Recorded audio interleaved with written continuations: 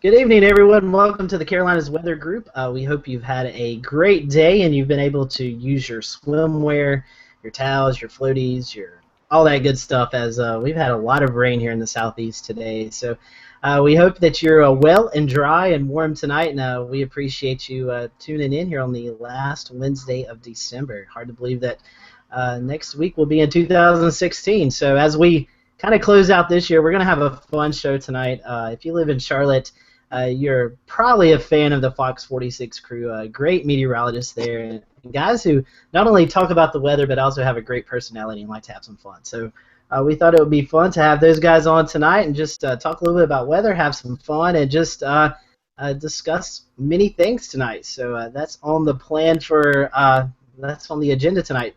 Just reading a message from Ricky Matthews. He will not be able to join us tonight. He is in Asheville, I think, celebrating he's with his girlfriend or something along those lines. Rose before. Wait, what?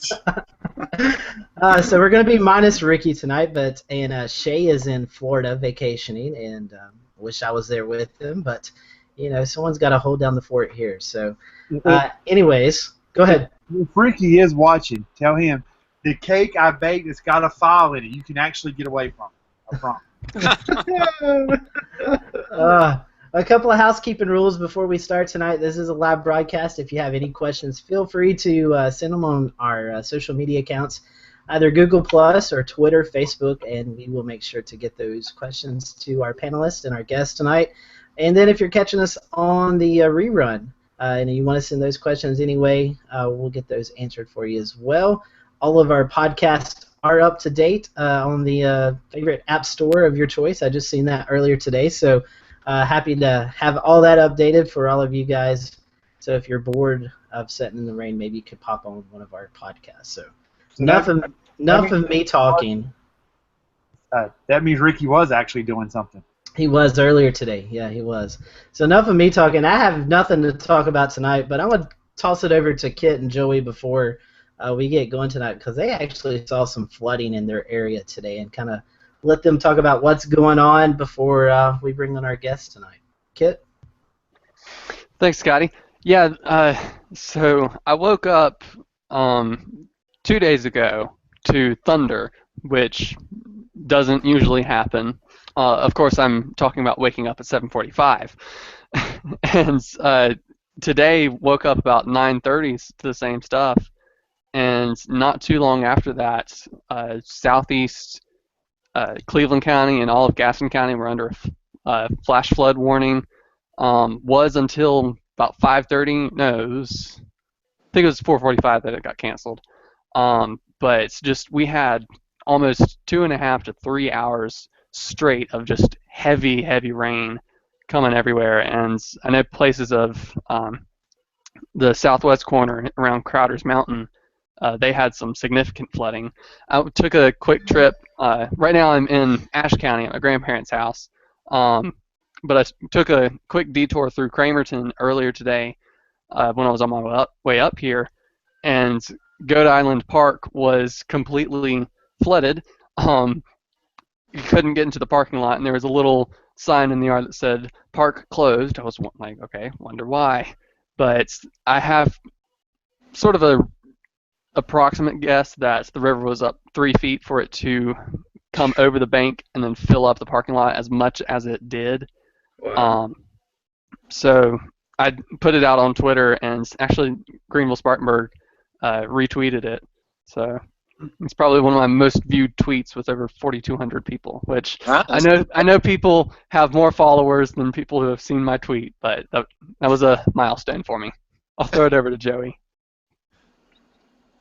If you can unmute. Yeah, sorry. Yeah, I was. There you go. I don't know what I was doing. Anyway, yeah, it was wet here. I'm over in Thomasville. I didn't leave anywhere today, but we were under a flood warning, and my yard was fairly flooded. So my in-laws' house, they have a flooded basement in Asheboro. So yeah, it rained a lot. I woke up to thunder too this morning. Actually, I was up and it started thundering, and I was like, you know what? This is a good time for a nap. So I went back and took a nap. Because what else do you do on a day like this? But anyway, that's about my limit. Scotty, you want to jump in to get some questions on these guys? Yeah, we can do that. Speaking of flooding, I know Nick was at the office earlier this morning covering it there at the station. And so what did you guys see down there in Charlotte? I know up here in the foothills, we were actually, I don't want to say dry, but we only picked up around a quarter to three-quarters of an inch of rain, just depending on where you were. So didn't get to see anything like you guys did down there in Charlotte today.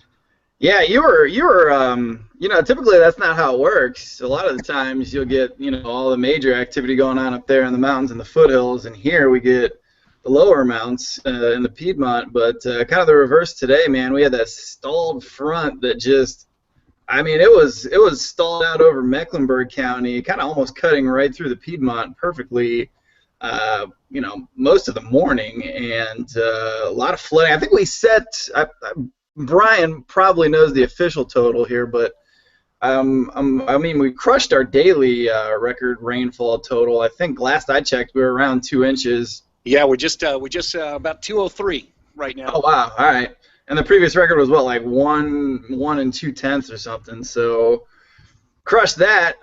Tons of flooding everywhere. A lot of reports over at in Mountain Island. There was a couple, I think 7 or 8 people kind of dramatically rescued by firefighters over in Gaston County, in a little kind of mobile home park there. Even driving home here in Huntersville, along Gilead Road, kind of like the main road here through Huntersville, I'm driving along, all of a sudden, this area that is just, it just has a little creek kind of running through some guy's backyard, looking like the mighty Mississippi. There was just a lot of rain going on, and also the fact that we had so much, lightning and thunder out there this late in the season, I think kind of made this event a little memorable. I don't know if you guys were watching radar. Well, I know you guys probably were watching radar early this morning. I've only been here, going on 2 years, and last winter I don't think I saw, any that much lightning all winter season long. So that was something kind of new and exciting for me today. Yeah, it's a rarity. I remember the last time I saw lightning was actually 2 years ago at the Panthers-Saints game. We were under a severe thunderstorm warning. It was December 23rd, right before Christmas, and that's the last time I recall seeing lightning in the wintertime. So, yeah, you're right on there, Nick. Very rare to see lightning around here. And, Brian, you're currently at the station. I guess we're seeing the flooding reports kind of calm down now. Yeah, things are starting to settle down here a little bit, but keep in mind, man, we've had so much rain lately that water's probably going to stick around here through at least a good chunk of the night, I would think. Hey, I got to ask you guys this. I've only been here for not even 2 months yet. Does the ground ever get hard here? It's every time I step, I feel like I'm stepping in wet concrete. Wait until you get a good drought, and the ground will crumble. It's so hard. Yeah, I grew up in Phoenix, and the ground there is always hard. So it feels like you're walking on asphalt, and it's weird. My shoes are muddy all the way over the top. Every pair of shoe I have. I know. Well, you know what? We had the drought going. This year has been wild. It's been a year of extremes, man. We had crazy drought going on in the summer. Couldn't buy a raindrop. In these last 3 months, I think we're close to 8 inches on the surplus in Charlotte. And at one point this summer, we were down almost 8 inches. Crazy. Yeah, I was just looking at it today. Yeah, there was no yeah, there were definitely not any kind of drought anywhere in the state, which is nice. Yeah, there you go. And then you get one of those cold Arctic outbreaks in the wintertime, and it freezes the ground. So it can do anything here. Brian, don't worry. But by next summer, you'll experience the dry, hard ground and the soggy, wet ground within the same week. Well, I'm getting a new house. I need to put a fence up. I'd like it to be nice and soft when I do that. And James, you were up in New York right now, so I know Peter was talking about earlier before we went on. It was been cloudy and gray up there. How about you guys? Oh, you're muted, James. I think your mic's muted. How about now? Ooh, there it is. Yeah, I've got this hat because we got all of this winter gear for Christmas. I'm at my parents' house in New York, but it's been really warm for the most part. Christmas Eve was like 70 degrees. But yes, it's been very cloudy. Just a small glimpse of the sun, and was hoping to get some sun at least. I'll take the cold. Some sun would be nice, but I don't think that's in the cards. Well, speaking of the cold, it's going to be moving in fairly shortly, it seems like. But we were all talking about different places, and that's kind of my first question to you guys. Talk to us. You're not really from the Carolinas. You've all moved here from different regions, and I know, Nick, you've been anywhere from Louisiana to the Northwest, and Brian, you're out in Arizona, and Memphis, I believe, was your last stop. So let's kind of talk about all three of you guys, where you came from, and how maybe the weather inspired you when you was growing up to what you're doing today. Oh man, I guess I'll get going here on this one. I've seen a roundabout tour of the entire country during my stint. I think I've been doing it for about 10 or 11 years, but I kind of stumbled into it a little bit, actually. I went to school, for communications, got like a business and organizational communications degree at Akron University in Ohio, and after that I got this internship in New York City, and I thought, boom, that's where I'm going to spend the rest of my life. Turns out I hated New York City. Like, God, it was the worst, man. What's wrong with the Big Apple? No offense to where you're at, but geez, as a kid, I saved up like $3,000, and I thought I was going to go out to New York City and like buy out every bar and just, have all the money left over in the world. I was out of money in a month, and my internship was 3 months long. Moving back to Ohio, living in my parents' basement, and somehow landed a job in Mansfield, Ohio. Was there for a little while. Started reporting, actually. I just never put two and two together. I don't know. I always saw weather people on TV. I just never thought I could do it. And then our weather girl took a vacation for a week, and they told me to fill in. And the rest is history, man. Got my degree from Mississippi State. Hightailed it out of there, got over to Beaumont, Texas, worked there for just under 2 years on a really fun morning show. And after that, I think 2010, I had a brief, little stint in San Francisco for a little bit. Ended up getting a better offer, interestingly enough, in Boise, Idaho. And my family and I, my wife and I, and my son were going to try to live the family life, the quiet, small-town family life there. But it was a nice place. It's just, we need a little more action. And it's funny, but I think the Bash man and I have had the same exact discussion. You think you want to do something in this career and in this business, and it seems like whenever you start to make plans like that, your plans just laugh right back in your face. Anyways, got this opportunity here, back when Fox 46 was pushing the whole, we're going to do something different and going to be kind of the breath of fresh air. Been here since April, I think 7th, 2014. So happy to be here, and this is where I'm going to stay. I don't care what they say. If they fire me tomorrow, I will deliver the mail in Charlotte, North Carolina. For the rest of my days. I like it here a lot, so definitely here to stay, and I'm excited to kind of pick up all the local, and I'm already starting to figure out local weather patterns and stuff like that. So I'm planning the long game here. I'm sure you know our friend Brad Panovich, and Panovich will tell you this. He'll say if you stick around in the Carolinas long enough and you have to deal with the wedge pattern, all of us will start losing our hair. So just to let you know. Oh, getting there. I'm getting there. That's if you have any hair to lose. I'm just gonna shave mine now. Just cut to the chase. Yeah, that's a good idea. Or get a hat like James has. Just cover it up.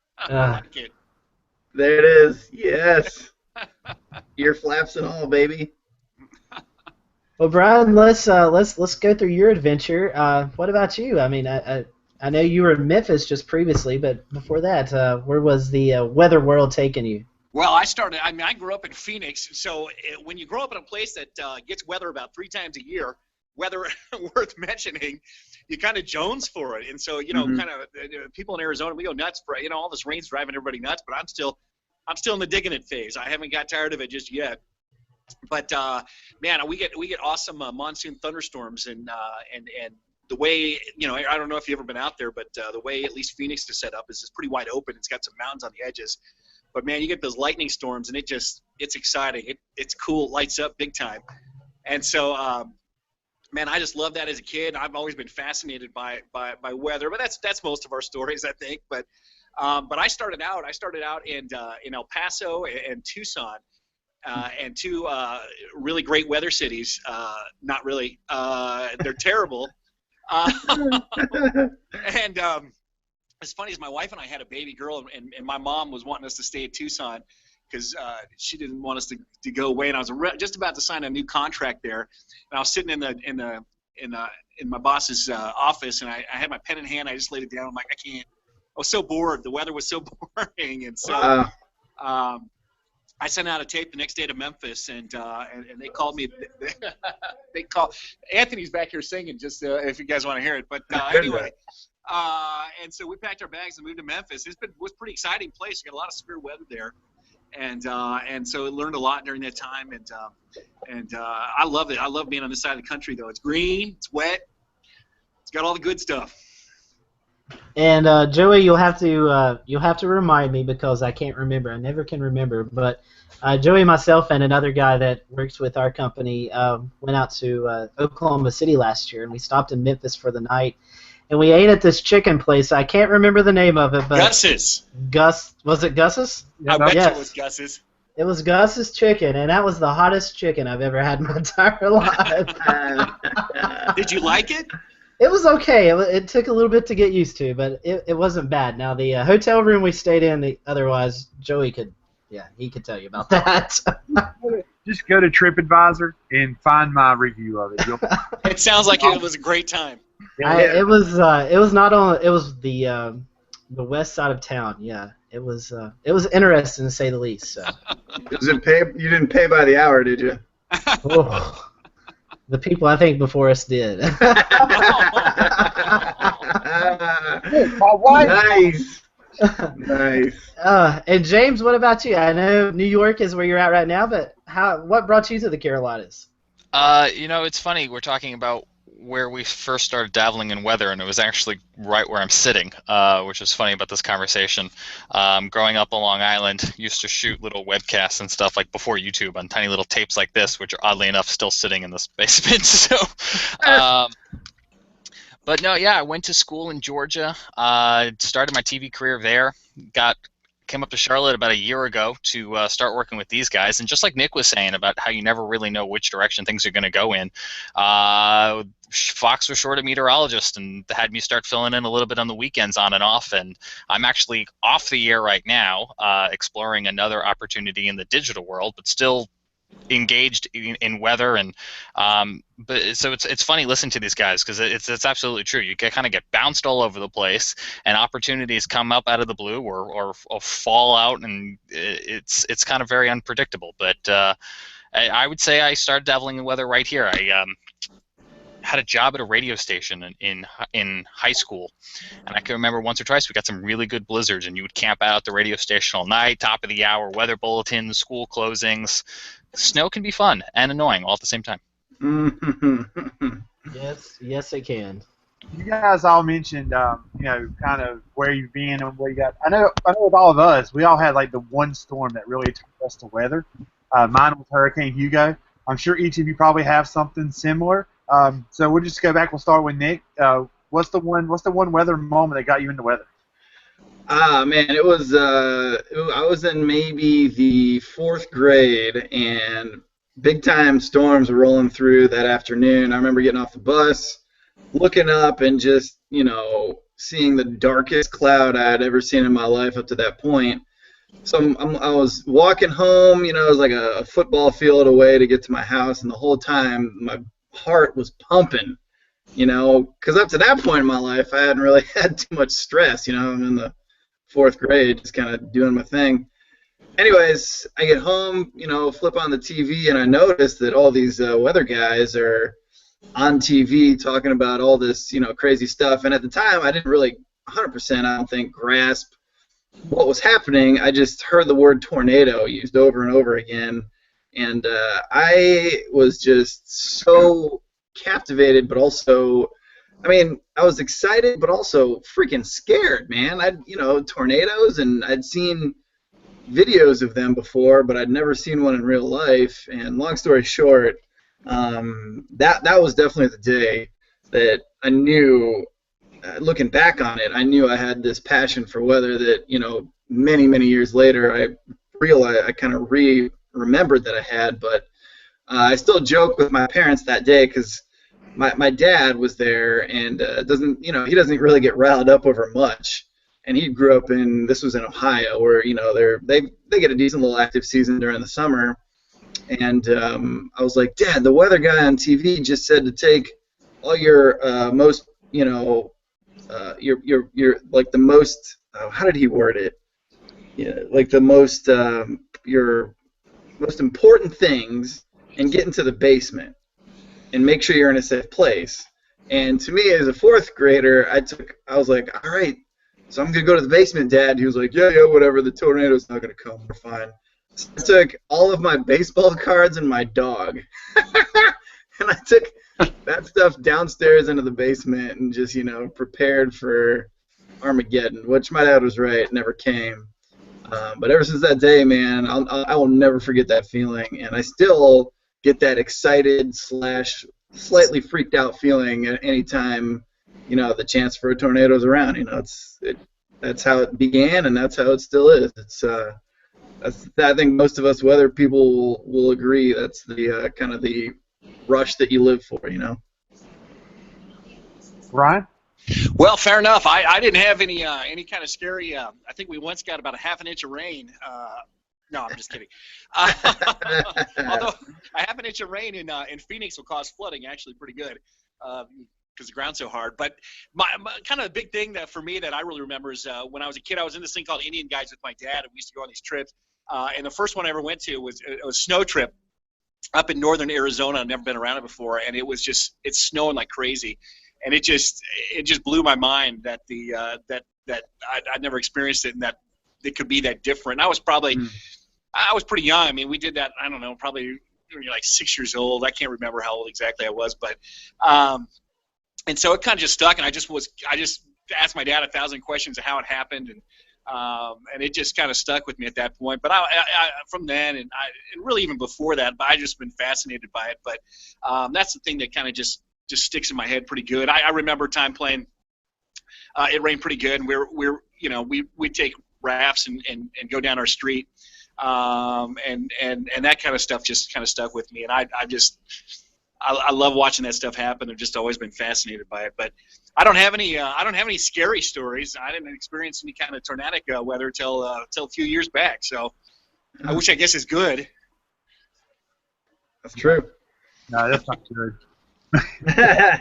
What's that? No, it's not good to not experience tornadic weather. You have to have that, and you have to go through that. Well, I mean, I've covered it, but I've only covered it from inside a studio. It's kind of a, it's funny when you get in this business, you're so excited because you love weather, and you're like, oh, I'm going to get to experience all this stuff, and then nobody lets you out to play. Yeah. It happens. I know. You know what? Real quick, if you guys mind, I was lucky because I started last year in April, and we didn't have a morning. They hired me to be the morning show guy, and there was no morning show at Fox 46 until August. James was there. He knew. I mean, I was just sitting there all day, every day, just trying to, verify the fact that I deserved a paycheck. Anyways, I was so happy because last summer Hurricane Arthur came. You guys probably remember that.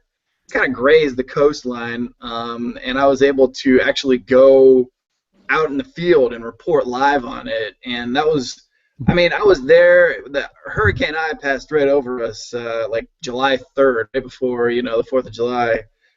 That was probably the highlight of my weather career right there. But you're so right, Brian. It's like, even today, all these crazy pictures are coming in, all that flooding, all that excitement going on outside. And the reporters are the ones that actually are in it, and they get to see the cool part, but they don't want to see the cool part. They're all complaining to me, saying, "Are you serious? It's going to rain all day?" And I was like, "What are you talking about, dude? It's going to be sweet." So yeah, I totally agree with you on that aspect of it all. James, what's your story?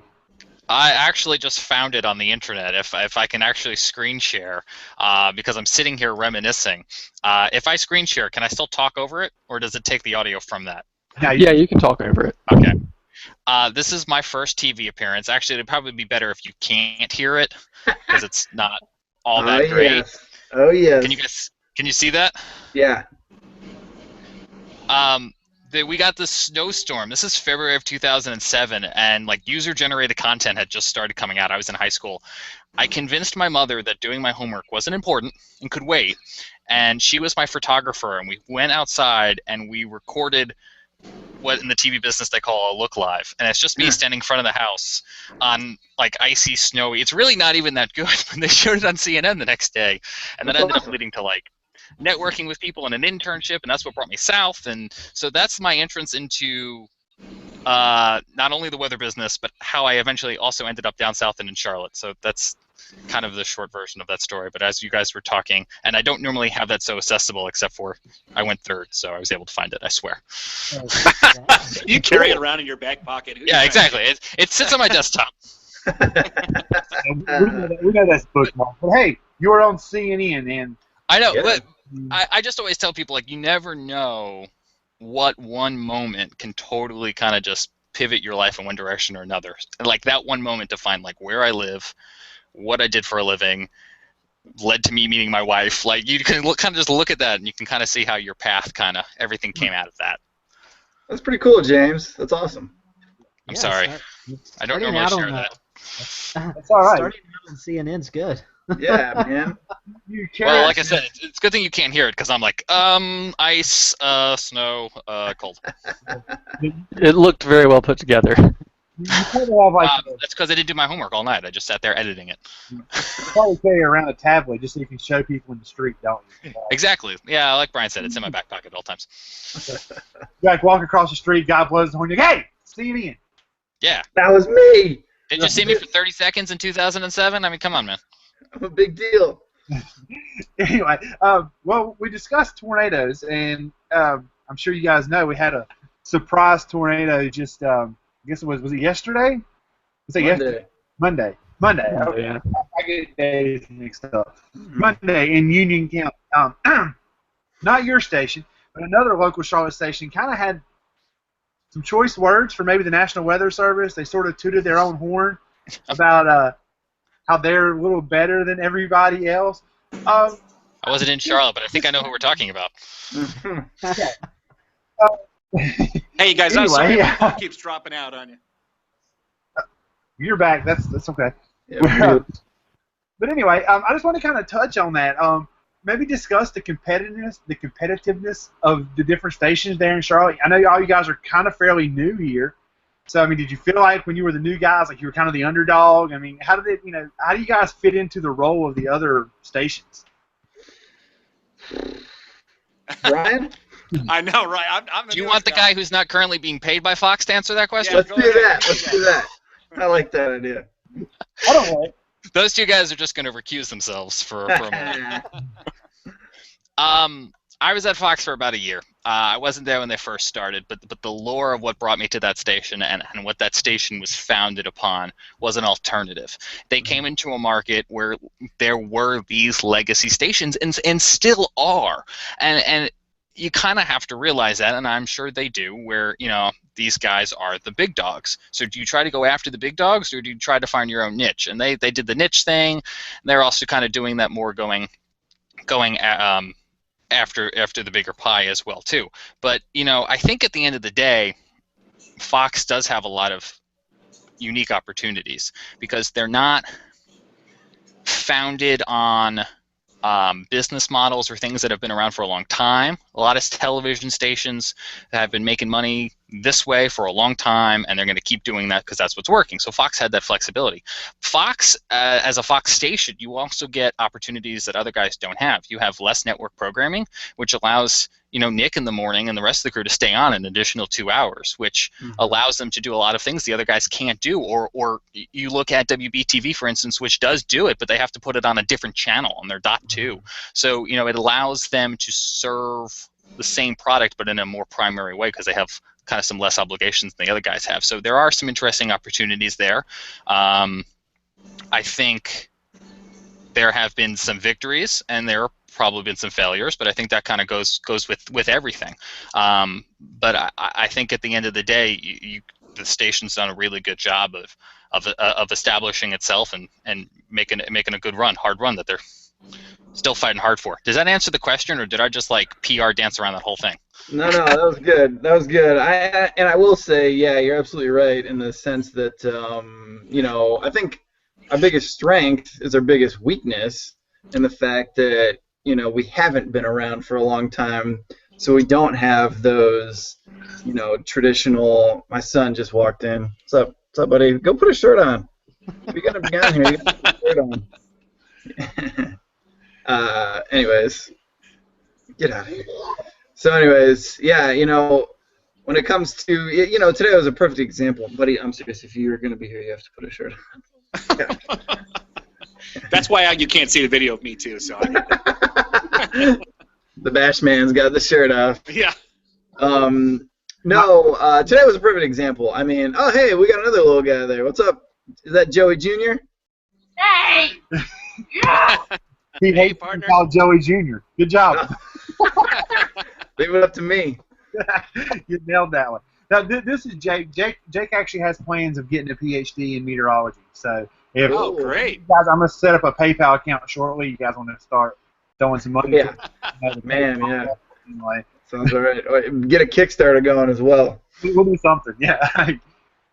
God dang. No, but what I was saying is, like today, a prime example, I was so jealous of some of the other stations because, a big weather event starts, and then all the pictures and all the videos come rolling into those guys because people know that they're there and they've been doing it for years and years.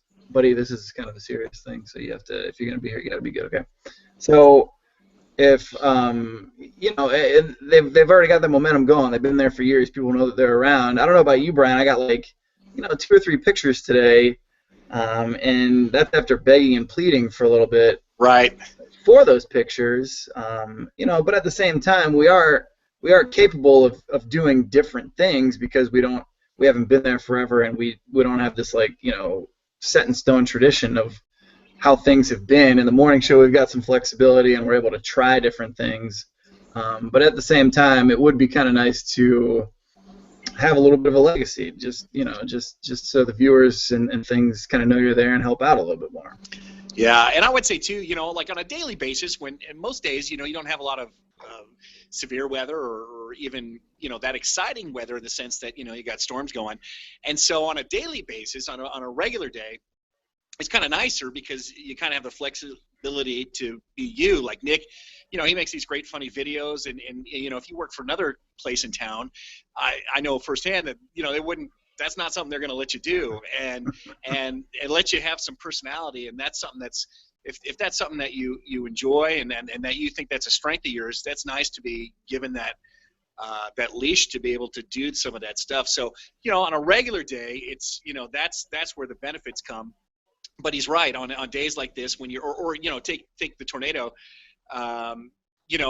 Again, you're pulling up some of the competitors, and on their website, you can see 5 different viewers video of that tornado, and it's just hard. It takes time. It takes time to build an audience and for them to know to send it to you. And so that's so on a day to day it's better, but in special events it's we're definitely coming from behind on that one. Yeah, that's a good way to put it. And I think it also takes time internally too, because you look at some of these stations been around, they know, okay, tornado warning happens, X, Y, and Z then happens. You do this, you do this, you do this. It has to be more of a conscious effort in these newer operations. But the plus side to that is people like Nick and Brian get to have this really lasting legacy, if you will, in getting those things instituted. So you get a lot of input and a lot of opportunities that you might not get elsewhere as well. The one good thing, though, I will say, getting back to the social media thing, I don't know, for a long time, because the last station I worked at was the legacy station in the market, and you could literally post anything on Facebook. Wow, weather's great today. Boom, you're getting like 100 likes. It takes no effort. And I don't know if that's how it was in Memphis with you, Brian.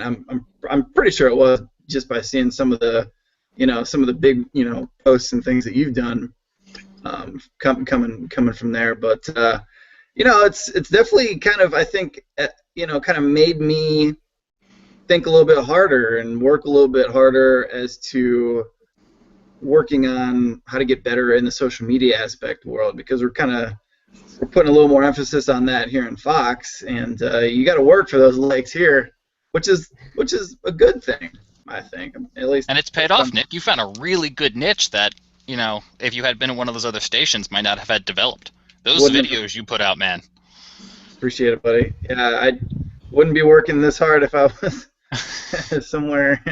I don't know. Maybe I would be, but also a lot of that, though, I do have to say we've had some changes at the station too, and that helps. I would love to do more of that stuff, and would have loved to have been doing more of that stuff sooner. It's just takes time, sometimes. So, and also it's cool that the Basham is on board too. So I appreciate that, Brian. Oh yeah, man, I love it. That's good fun. It's fun for me to post. So that stuff works. Now, you guys, I apologize, but I'd like to know a little bit more about how you guys are you guys all studying, or where are you at? Yeah, I agree. Yeah, we're gonna flip this on you guys. I know. Meet the press. Well, I'm the one with mic unmuted. I'm a junior, senior, kind of in between meteorology major at UNC Charlotte. I actually met Scotty and Joey at our first Weatherfest back in April. That was started by Ricky, who's not here tonight. But I'm wanting to go into broadcasting, and so if anyone's offering an internship, I'm willing to take it. I think I heard the word free labor. Yes. Sure. I'll get your coffee if you give me your knowledge.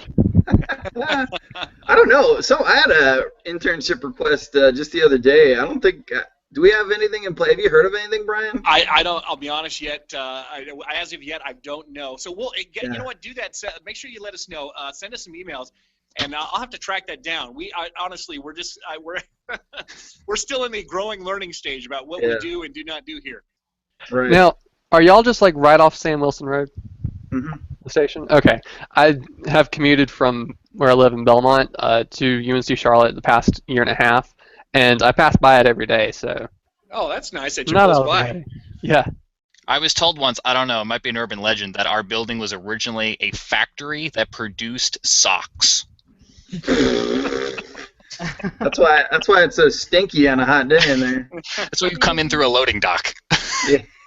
Yeah, we do. It's not funny, guys. Beautiful. I actually worked in a sock factory when I was 18. Was it off of Performance Road?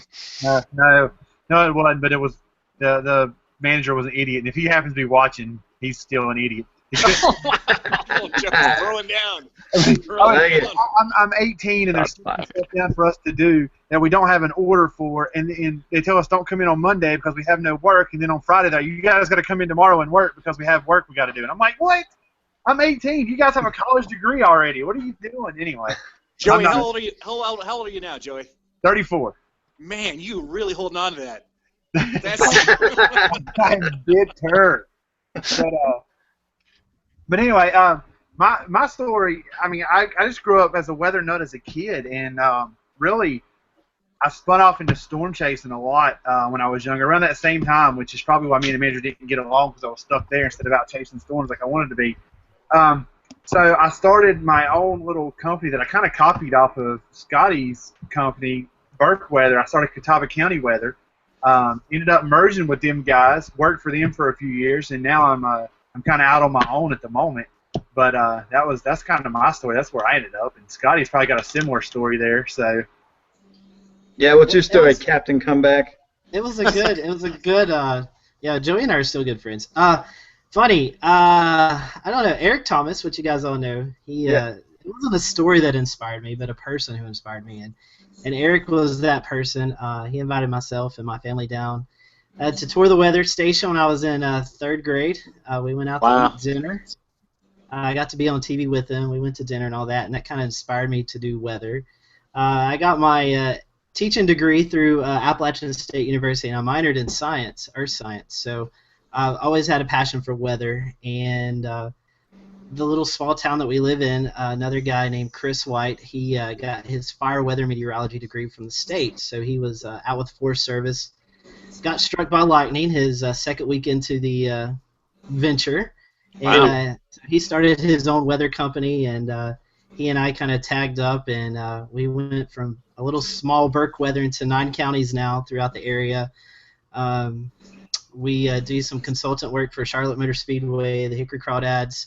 We work with 3 emergency management departments throughout western North Carolina. So, it's just a small thing that continued to grow and grow and grow. It was for you guys. I mean, starting out at the station, and as the more you're there, the more work you put into it, the more you get to see it grow. And so now we have our own website, our own app. We've been hosting this show for 2 years, and made a lot of connections, a lot of friends. We're invited to go out to severe weather conferences out in Oklahoma City and get to rub elbows with the big guys. So it's pretty cool to see accomplishments pay off as you put more work into it. And I'm very proud of our company. I'm proud that we had Joey and Kid along, and we've got 9 forecasters now who help us out. So we've got one station in every county that we're in. So it's pretty neat to see something small grow into something so big in a relatively short amount of time. It's been 5 years. So. Wow. So when you say you do consulting for the Motor Speedway, what exactly does that mean? I mean, when there's a race in town, are they kind of leaning on you to tell them what the heck's going to happen? Yeah, we, myself, Chris, Ricky, and Brad Panovich, they kind of got us together, and this past October at the race, we were sitting in race control right beside NASCAR, right beside the personnel at the racetrack, and we give them hourly forecast updates, kind of tell them what we expect. We have thresholds, wind, lightning, and so on and so forth. So if we see that within a 5, 10, 15-mile radius, we're to relay that information, and then they relay it out to their folks. So it's really cool. I mean, when we got to do it in October was our first time, and to just sit down and actually, because Saturday was a rain out, we didn't get to enjoy Saturday, but we was there for the Friday night race, and just to kind of sit there, no weather, and just kind of take it all in. It was really humbling to know that you started so small, and now you're working and doing stuff like this. So a pretty cool thing. Very cool. Yeah. And so Captain Comeback, you want to know about that, Nick?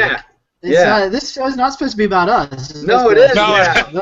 We made it about you, dang it. So I know by looking through your Facebook and seeing your interaction and stuff, you're into youth work, youth ministry stuff. Yeah. And I do youth ministry stuff. Well, I have been doing youth ministry stuff. I'm kind of on the side right now, searching for a new church group to help out. But through that, we had a youth ministry football team and a football league where we live at. It was like myself and 8 other churches got together, kind of do a little Saturday football thing every fall Saturday. And so I was quarterback, and we came back and won a few games with me being quarterback. And so everybody said, "Captain, come back." And nice. Stuck, so.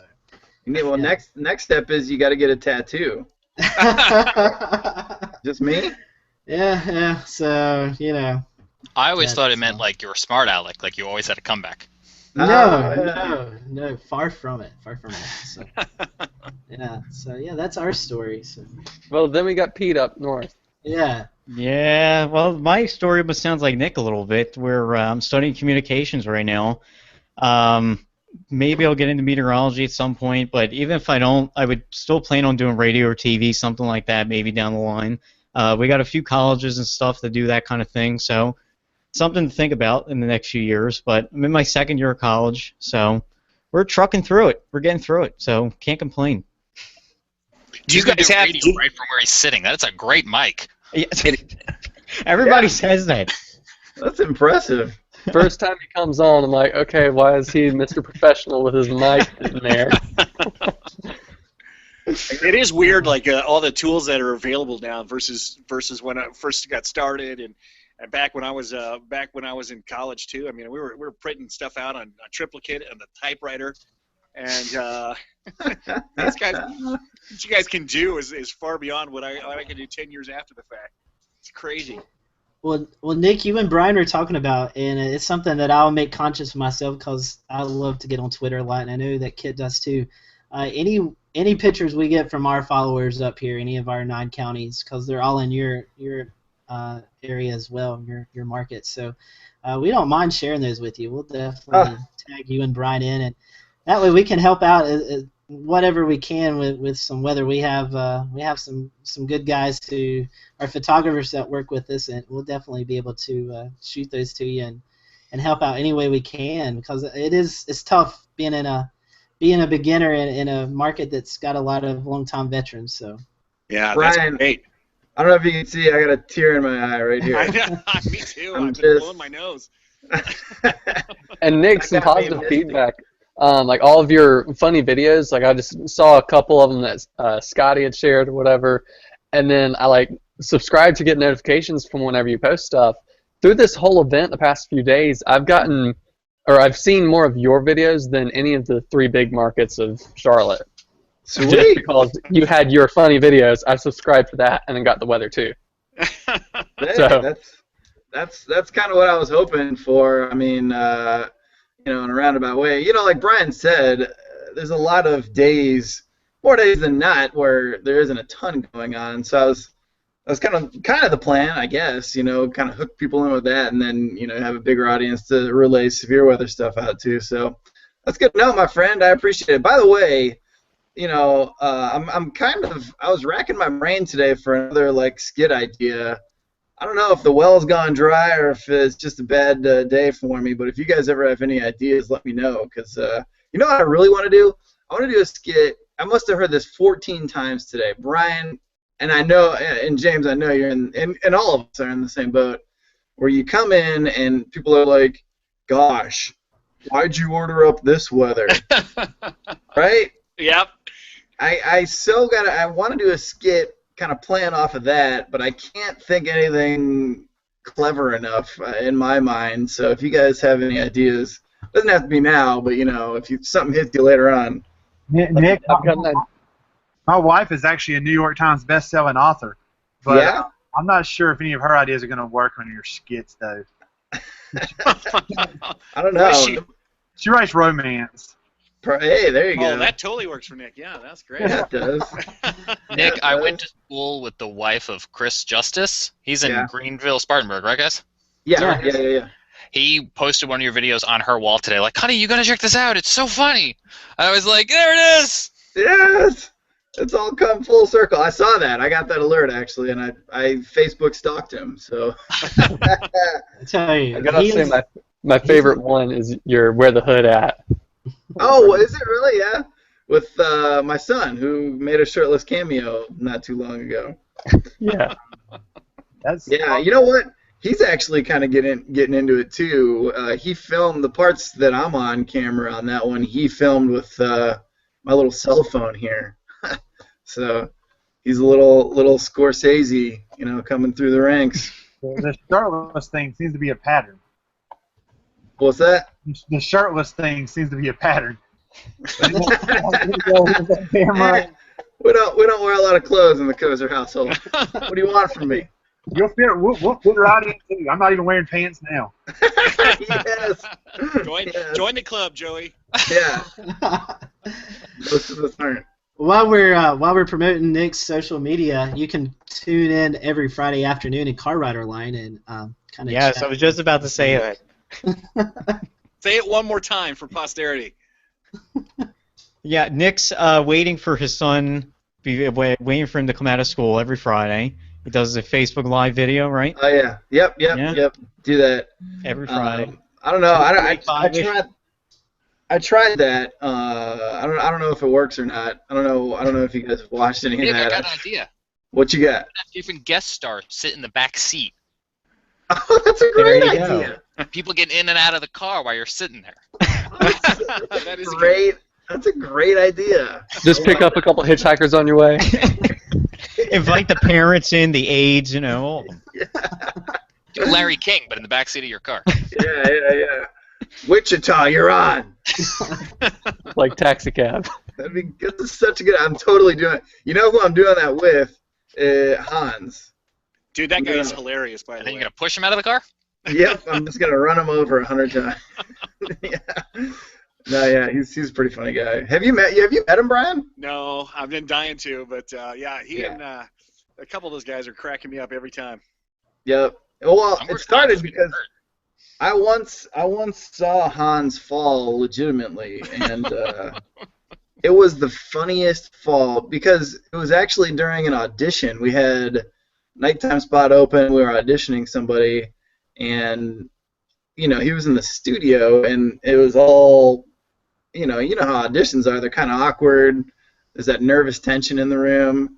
And I don't know how it happened, but his foot got caught up in a cord, and he did like the way he fell, he did like the Shamu belly on the floor, and I was like, oh my god, that was the funniest thing I've ever seen. But I couldn't laugh at the time, You did. On the side. but I kind of did, but I didn't. Yeah. And so it's just funny. So yeah, that was the natural reaction, when we started. When the idea came up the first time, I was like, "You're gonna fall," just because I want to see it. It was good. Anyways, I think you got some questions you want to throw out there? Yeah, let me ask Nick something real fast. How did you come up with the whole rapping Weatherman thing back in the day? oh shoot, yeah. Well, that was during my stint in Texas, and for whatever reason, that the very first one I ever did, it was in this, Brian was just talking about how, sunny weather and, non-eventful weather gets boring, especially on a morning show because, man, for 3 straight hours, you're basically just saying it's going to be sunny and dry, and the current pattern that we were in at that time, it was just sunny and hot. Sunny and hot. I mean, I'm talking for like 6 weeks straight, nothing changed, and I just said, I am so tired of this.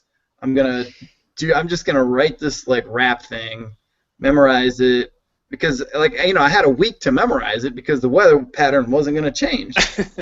That's how stagnant things were at that point. So I did it, and I was nervous out of my mind. I mean, looking back on it, I can't actually believe I did it.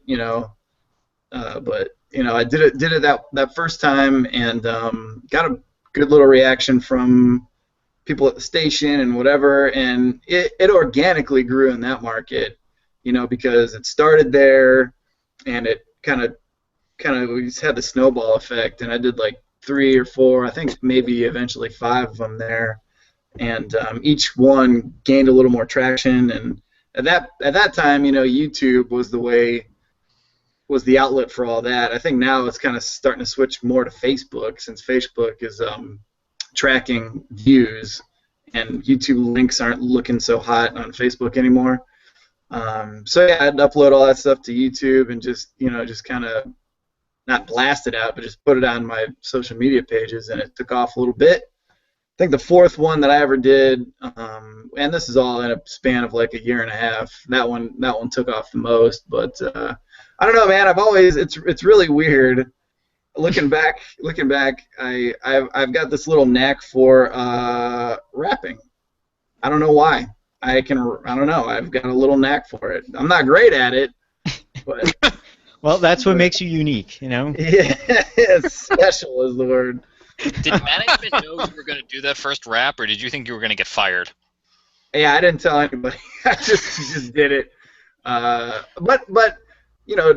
on that show, it wasn't too much of a stretch because my gosh, I'll tell you what, that show was wild. We used to do some stuff. That probably wasn't even, one of the crazier things that ever happened on that show. We just had a good group that clicked a lot. Every morning, something wild was going to happen, and so in that context, it wasn't so crazy. But I got out of that market and went on to some other stations, and things are different, dynamics and whatever, talent changes and stuff, and yeah, it's different. Everywhere is different. So, but Is yeah. the rapping weatherman gonna make a comeback? I don't know, man. We'll see. Under the way things are looking, maybe. I don't know. I don't know. If it does, you have to give a shout out to Carolina Weather Group somehow, some way in the rap. See, what rhymes with group? I don't want to use. I'm not gonna use poop.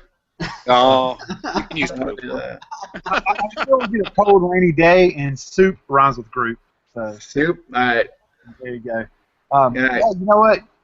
You got to remember you're in Charlotte, and technically you're with Fox, so you still got a long way to go to reach Mark Mathis status. So you can pretty much do whatever you want to. Oh man, Brian, Brian and James, you know who he's talking about? Yeah, absolutely. Yeah. I think so. That guy was wild, man. He was when people fall in the hate him or love him camp. Yeah. Yeah, I don't think he was allowed to go to Gastonia after a while. Yeah. What was up with that? He called it like the redneck capital of the world, and like the mayor like lit into him like big time. Oh man! Wow. Yeah, it was really wrong to do that because everybody knows that Taylorsville is way more. He was just calling out the wrong place, huh? Yeah. Lord, hey, that place is Trailersville. Come on now. Yeah, that's great. Trailersville, nice. No, when I first was in the business, this was like 2006. I remember seeing videos of him, and I was much younger at that point, and I was thinking, oh my gosh, this guy is absolutely hilarious, But now that I look back on it, in a big market to do some of the stuff that he did, not so smart, I remember one clip I saw of him, and I think he still works in the business. And I think he's, since kind of like found a perfect little medium. But yeah, he's out in San Diego now, I believe. Yeah, that's the last I heard of him. But yeah, he was doing this. It was clearly a severe weather cut-in because the radar behind him was just like lit up like a Christmas tree. And I remember he looked back and goes, "All right, we have a severe thunderstorm warning for Finger. We got a town called Finger," and he just like went off on this tangent on this town called Finger. I was dying, But there was legitimate severe weather happening. I was watching live the night that he told everybody that his doctor put him on prescription medication. And he was holding up the bottle, and I can't remember now the name of the prescription he was on. But he was holding Seroquel. That's what it was. I can remember the name of the prescriptions, and hopefully they paid him good money. But he's like, they put him on Seroquel, so I'm totally not crazy anymore. He just went off on this whole thing. He never even said the weather. So, he didn't even do the weather, yeah. To that, so it was hilarious. But, well, speaking of other people in the business, do any of you guys, is there anybody that you guys look up to? Any kind of have any weather heroes out there? That's a good one. Man, I'm probably bordering on Nick Kozar, to be honest with you. Yeah. I can taste the sarcasm. No. Well, I'll throw out a little Georgia Bulldog alumni woohoo. I had Dr. Marshall Shepard as a professor. So every time he posts something on Facebook, I always take the time to read it because I'm like, this guy knows who he's talking about. Knows the stuff, yeah. Yeah. I don't know. James Spann obviously comes to mind. He spoke when I graduated at Mississippi State. Also, I think, what's his name? The bald guy at the Weather Channel's got a good thing going. Jim Cantore. Yeah? I always say that Jim Cantore stole my job. Why's that? That is exactly what I was supposed to be doing in life. Was standing out in the middle of hurricanes and snowstorms because I do that anyway. I would have liked to got paid to do it. That's what I'm saying. That's the one guy who's doing the thing that all of us are like, oh, that's what I wanted to do when I went into this. And he's the one guy who's getting to do it. I always tell people if Jim Cantore shows up in your town, get out. It's going to go down. Trouble is coming. There's actually a commercial on the Weather Channel where they show people running when they see him coming to town. what we mean by get out is get out of our way because we're going there too. I'm a big Joe Bastardi guy. I like him. Yeah. I agree with that. I think he puts a kibosh on a lot of misinformation. I like that. Yep.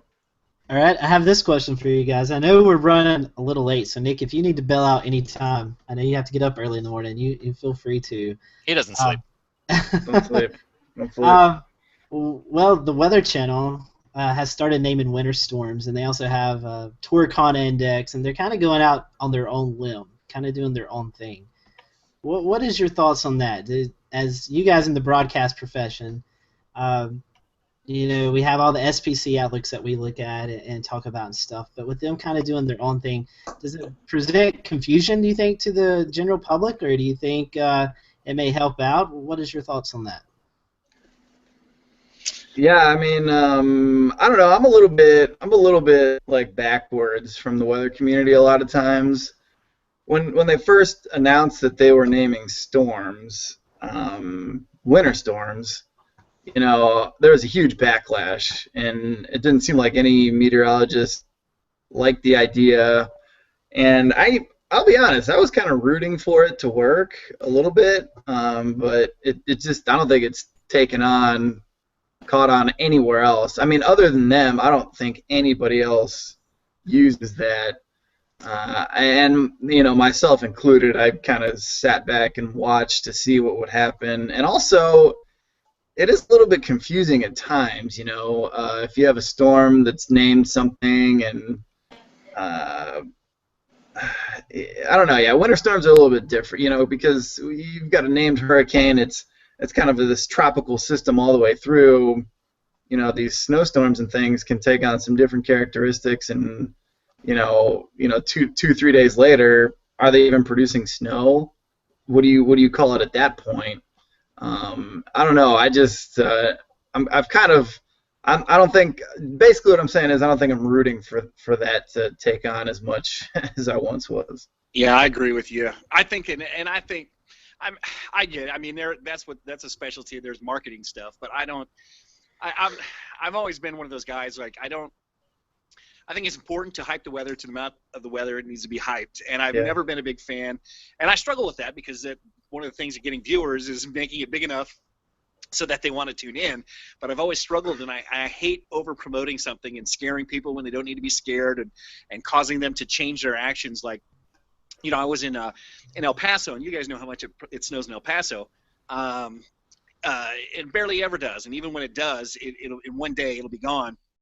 So it's not an issue. Well, these guys are hyping on the other stations, and the people, they cleared out all the supermarkets, and people planning on locking their houses for 3 days, and we just didn't see that. And I just feel like there's a responsibility you have to be true to the event, and to me, it just kind of grates on me a little bit. I think it's a little bit irresponsible. Yeah. Yeah, and I wonder about the idea versus the execution, because you brought up the Torcon, and I gotta be honest, sometimes I look at that and it conveys it really well, as opposed to sometimes trying to talk to somebody who's not familiar with weather about all the different degrees of SPC bulletins. I think anytime you are trying to convey the information in a way that is credible and easy to understand, I think that's important. And then to Brian's point, I think you're right. You got to do it in a way that's not fear-mongering. So I like the idea. I'm not sure if I like the execution. Yeah, that's a good way to put it. Yeah. We were, Torcon, I wasn't a big fan of it until we had Dr. Greg Forbes on just a couple weeks ago on the show, and he was talking to us about how he come up and how he formulates the values, and it kind of makes sense now. Like, instead of, I just thought random numbers out there, but he actually does put his homework into it, and he studies and takes these SPCs and then kind of massages it and does his own thing. And sometimes it can cause concern, maybe when concern maybe shouldn't be that high, but overall I do believe Torcon does kind of reveal what you should be looking out for, because a lot of people don't know the STP or the significant tornado parameters or the different levels of enhanced and moderate stuff. So I think it kind of simplifies with a number system of what the possibilities are. So I agree with that. And I can see that. I'm mainly talking about the the big storm naming. I'm totally against the winter storm naming. I can't stand that. Yeah, my big problem with the Torcon was because I wasn't even sure if there was any set criteria behind it. Mm-hmm. And so I'm known for asking a controversial question on the show. I don't mind. So I asked Greg Forbes, straight up, what goes into that? How do you come up with that number? Where does it come from? And he laid it out as far as he could without going into any proprietary information on it. But he laid out the number, you know, basically how he got to it, and it made a lot more sense now than it did before that. All right, guys. Well, I know Nick's got to get to sleep, and I know Brian's probably getting ready for a newscast. So I know Joey has his final question, but I'll let Kid or Peter, if you guys have anything you want to ask before we kind of wrap it up.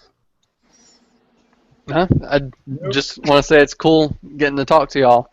Followed Nick on Facebook and Twitter. We tweeted back and forth a little bit earlier today about the roads and texting and driving in rain.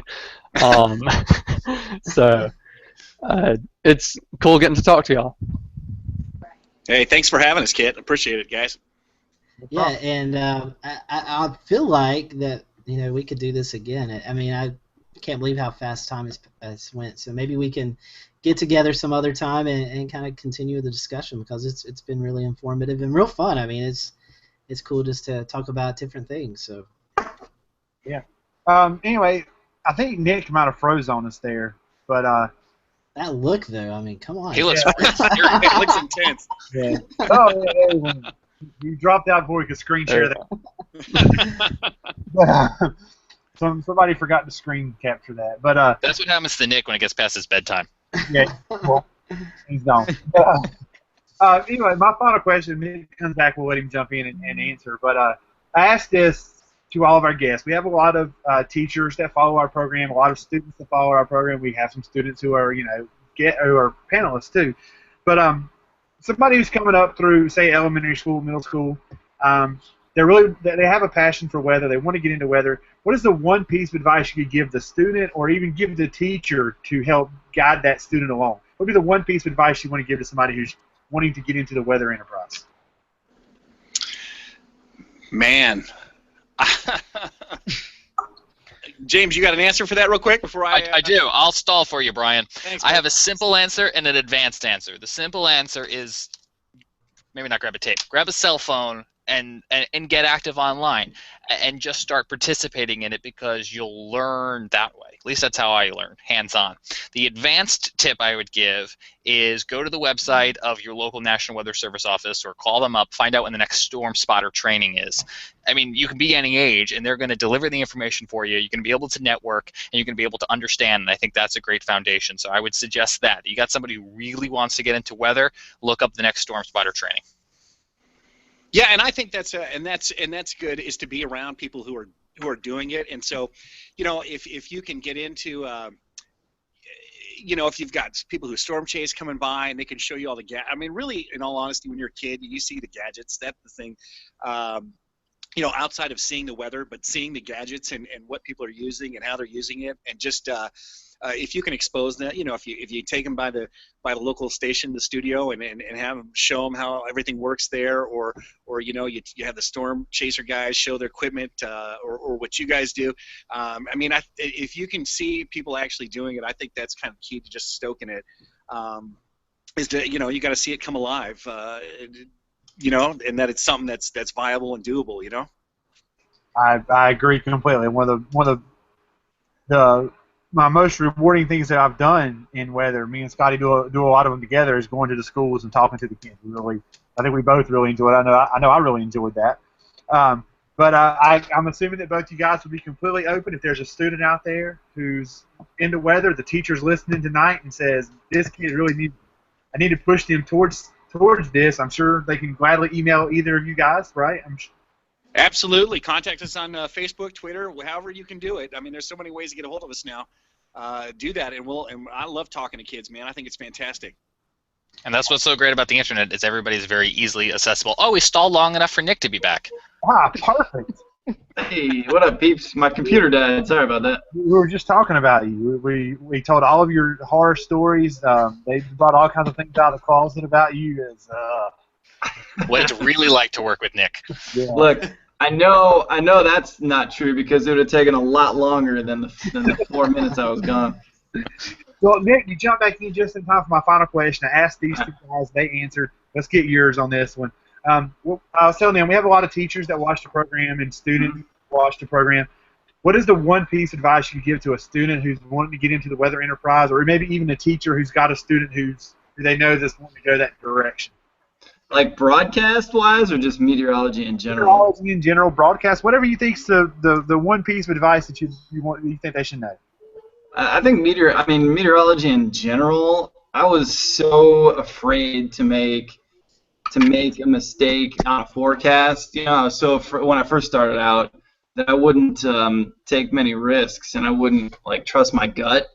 And I would always just say, trust your gut. You know, go with what you learn in terms of the forecasting aspect of it. Make some mistakes, you know, because that's how you learn. That's how the next, you know, you'll never forget that system, and the next time one that's similar comes along, you know, hopefully you'll learn something from your previous experience.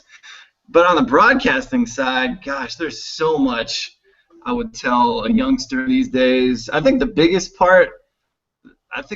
thing that I would say would probably be don't get wrapped up in market size. You know, if you find something and you got a good thing going and the pay is decent and they're letting you do what you like and, you know, whatever, it's not all about maybe making it to the top as much as it is quality of life. Yeah, I agree with that. That would be that's one thing I think every, you know, college grad goes in thinking, today's show, here I come. And somewhere along the line, you know, I'm pretty sure that's a lesson. Not everybody, you know, I'm sure some people will still drop everything to go to New York City or LA, but, you know, that's just, you know, sometimes life happens, and it probably will happen. So that's not a bad thing. It's just something I don't think a lot of kids think about. Yeah, me and Scotty have a great example of remembering previous storms and it saving you in the forecast. Remember the snowstorm, Scotty, that nobody would call for snow, and me and you were like screaming at everybody it was going to snow, and we got it all because we remembered. All because we remembered the track of a low that came across a few years prior, the southern part of the Appalachians, and the way it caused upslope snow. I get that out, and we ended up being like the only two guys around that got that forecast. So it doesn't cost to pay attention to what happens before. I have a kind of final question for you guys. Most of you, and James, I believe you've only been in Charlotte for just a little bit as well. What attracts you to the Carolinas, the Charlotte area? I know, Nick, you said you wanted to stay here forever, and Brian, I know you're fairly new, and James, you've been here for a little bit. What makes the Carolinas in this area so special? Someone, when I first got here, said it's as far south as a northerner wants to go and as far north as a southerner wants to go. So I couldn't think of a better way to put it. I mean, like, you get all this. By the way, fall here is great. That's my favorite season. Fall, actually is a full season here, which I think is pretty cool. In Ohio, where I grew up, fall lasts like a week. It goes from summer to winter in no time flat. But then also, I mean, growing up in Cleveland, Ohio, and you know, Worcester, or you know, just in Ohio in general, everybody from Ohio vacations in the Carolinas. So the Carolinas are seen as like a tropical paradise to everybody in Ohio. So, you know, I think that's why there's so many people here from Ohio. You know, they think of this place as like a tourist destination, and it's beautiful, and, you know, bada boom, bada bing. That's why I like it. It really is the sweet spot. My wife's from Atlanta, and I'm from New York, and we feel really comfortable there. There's a fact floating around, and I can't back it up independently, but that Charlotte's #1 county that sends transplants is the county I'm sitting in right now, Suffolk County, New York, due to cost of living and the ideal weather and all that jazz. So, wow. I just think I'll be honest. At this point, I love beautiful place. I grew up when it was all dirt, man, all dirt all the time, and so far the thing I've loved best is just how beautiful. And again, just recent. I mean, within the last month, there were still tons of leaves still left on the trees, and it was just. I mean, it was stunning when I first got here, just driving around, and so and I like that, and I like a place that has changing weather. To me, that's the most ideal when I'm doing this job. Is I like that things are constantly changing. So that's awesome.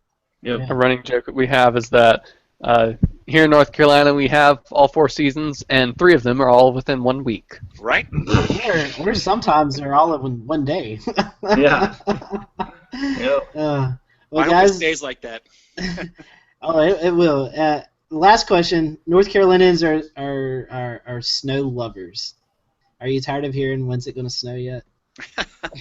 No, I love that question. To be honest with you, I don't know, man. I'm thinking the one thing I learned from last year is that the snow typically comes on the back end of winter here in the Carolinas. It takes a while for the cold air and the moisture to meet up, and then you gotta wait a little bit on the snowpack and things to accumulate a little bit, and then plains, and eventually kind of works out. So I think February is usually the snowiest month. That's when we had some action, that little ice storm or whatever last year. So I don't know. I'm putting my I'm gonna put it all my money on. I'll go February, end of January, maybe February, the whole month. I always figure it this way about those questions you get asked all the time. I'm like, that's a good problem to have. That people are really interested in the job you do. Yeah. That is true. That is true. I got literally this much snow the other night, and I was very excited. I hope my screen is sharing. It was like not even really a dusting, so I'm looking forward to more snow. Yeah. Well, it does look like January may start to be a little bit more active around here. So January 1st is like the switch is turned on, cold air. Well, not cold, more average temperatures, but with us being in the 70s and close to 80 some days, it's going to feel a little bit cooler than what average is. So, guys, we really appreciate it. I do want to give you a chance to promote your social medias and how everyone can get in touch with you. And, again, appreciate you all coming on the show tonight. Gosh, I have a hard time remembering mine. at Fox46 Nick on Twitter, and then the Facebook one is Nick Kosir Fox46, and I don't know. I think that's it. Nick's asleep. You can throw a dart at him sometimes and hit him. And I'm just look for me at the Big Bash on both. There's little changes, subtle changes on each of them, but if you put the Big Bash in there, you'll find me. Awesome. And I'm just James Brierton on Facebook and Twitter, and I'm the guy who's not currently working in television trying to figure out why the heck anybody would want to follow me on social media. But if you can think of a reason, let me know.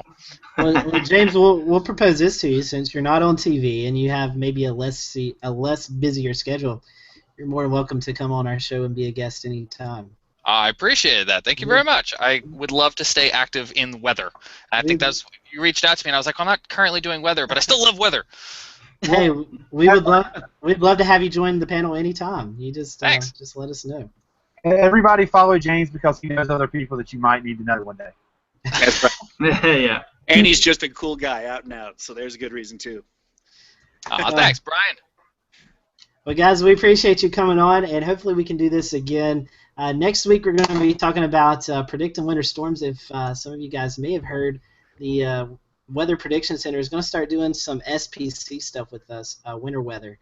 And they're going to be putting outlooks out a week out, then 5 days out, 3 days out. And the National Weather Service in Sterling, Virginia is the test market for that this winter. And we're going to be having on Chris Strong, who is the warning coordinator meteorologist in that office. And he's going to be joining us next week to kind of talk about the process of how they're going to be introducing this product this winter. So something I'm looking forward to, and something I'm sure if it works out we'll start to see in the next few winter seasons for the rest of the country. So hopefully you'll be able to join us then, and then after that we're going to be talking about lake effect snow, which I know Nick and James are familiar with. So those are the next few weeks on the Carolinas Weather Group show-wise. So again, thank you for joining us. We hope you all have let me try that again. A safe and happy New Year's Eve tomorrow night, and we look forward to seeing you next week. Bicycle.